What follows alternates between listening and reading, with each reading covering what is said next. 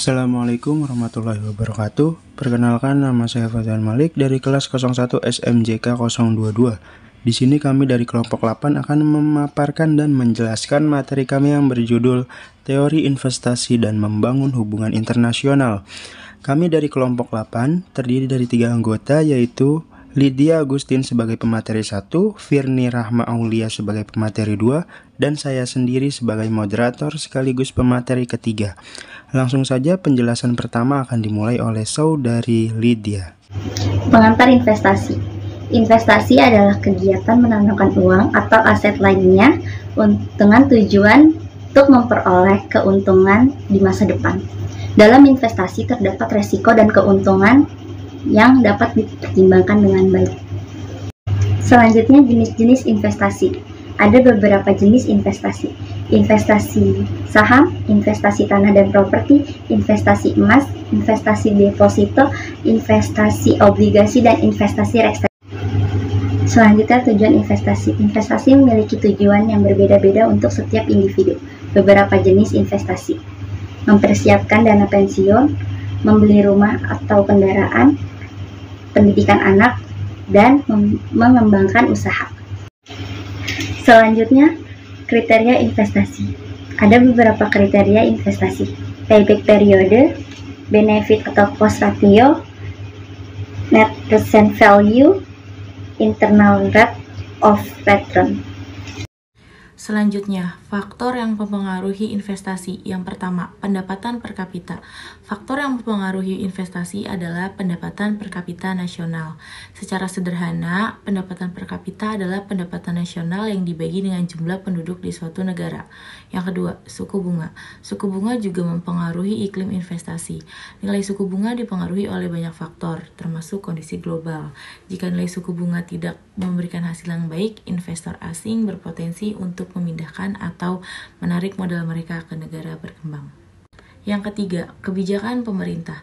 Kebijakan pemerintah juga memiliki peran penting dalam menentukan keberhasilan investasi, seperti perlindungan hukum yang kuat, stabilitas politik, dan kebijakan investasi yang ramah.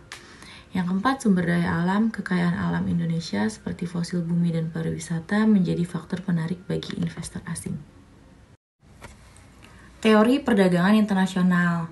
Ada beberapa teori terkait dengan perdagangan internasional yang sudah dirintis oleh Adam Smith, David Ricardo, dan Hersher Ohlin. Mereka mendefinisikan bahwa perdagangan internasional adalah teori tentang keunggulan absolut dan keunggulan komparatif.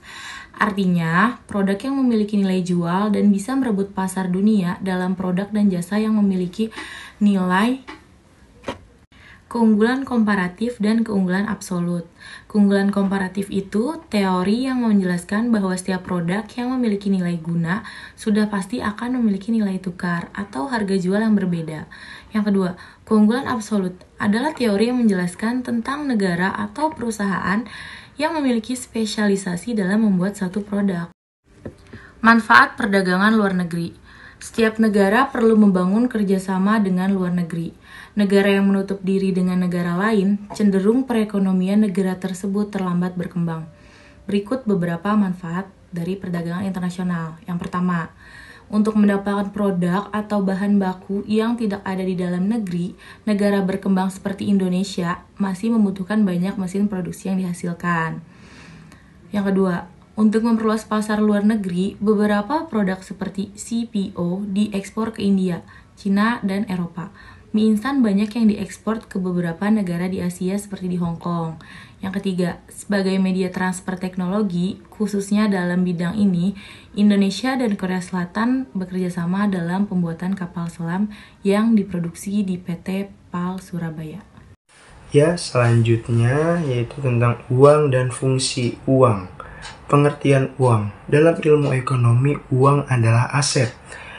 Secara umum, uang adalah alat pembayaran atau alat transaksi. Jenis uang. Jenis uang terdiri menjadi dua, yaitu uang kartal dan uang giral. Uang kartal terdiri dari uang kartal dan uang logam, dan uang giral terdiri dari cek dan giro. Fungsi uang. Fungsi uang itu dibagi menjadi 4. Yang pertama sebagai satuan hitung, yang kedua sebagai alat transaksi, Yang ketiga sebagai penyimpan nilai, dan yang keempat uang sebagai standar pembayaran. Selanjutnya, teori permintaan uang.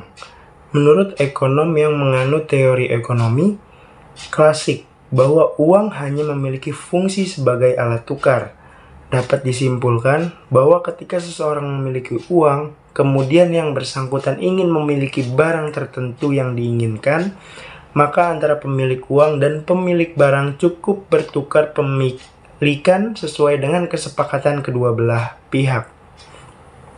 Menurut teori Keynes, pertama, uang sebagai alat transaksi. Kedua, uang sebagai alat berjaga-jaga, misal sebagai cadangan jika ada keluarga yang sakit atau kecelakaan. Dan ketiga, uang sebagai alat untuk mendapatkan keuntungan. Sebagai uang dibelikan properti dengan harapan 5 tahun yang akan datang harga properti mengalami kenaikan. Atau uang diinvestasikan dalam bentuk saham dengan harapan mendapatkan keuntungan dari kenaikan harga saham, atau uang dapat diinvestasikan pada logam mulia. Selanjutnya ada lembaga keuangan dan tugasnya. Lembaga keuangan secara umum memiliki pengertian sebagai lembaga yang melakukan kegiatan usaha dengan cara mengumpulkan dan menyalurkan dana pihak ketiga. Berdasarkan Undang-Undang Nomor 10 Tahun 1998 tentang Perbankan, lembaga keuangan seperti bank memiliki pengertian lembaga keuangan yang melakukan penghimpunan dana dari pihak ketiga dalam simpanan kemudian disalurkan dalam bentuk kredit. Pinjaman kepada pihak ketiga ini bisa dalam modal kerja atau modal investasi. Tugasnya antara lain, yang pertama itu menghimpun dana. Yang dimaksud menghimpun dana ini adalah mengumpulkan dana pihak ketiga atau masyarakat melalui tabungan, deposita, atau pembelian surat berharga. Yang kedua, menyalurkan pinjaman. Yang ketiga, menerbitkan surat pengakuan hutang. Perbankan bisa menerbitkan surat pengakuan hutang sebagai bentuk jaminan atas transaksi usaha sesuai dengan ketentuan hukum yang berlaku antara pihak bank sebagai kreditur dan penerima pinjaman atau debitur. Dan yang terakhir itu melakukan kegiatan usaha lainnya yang diatur oleh undang-undang.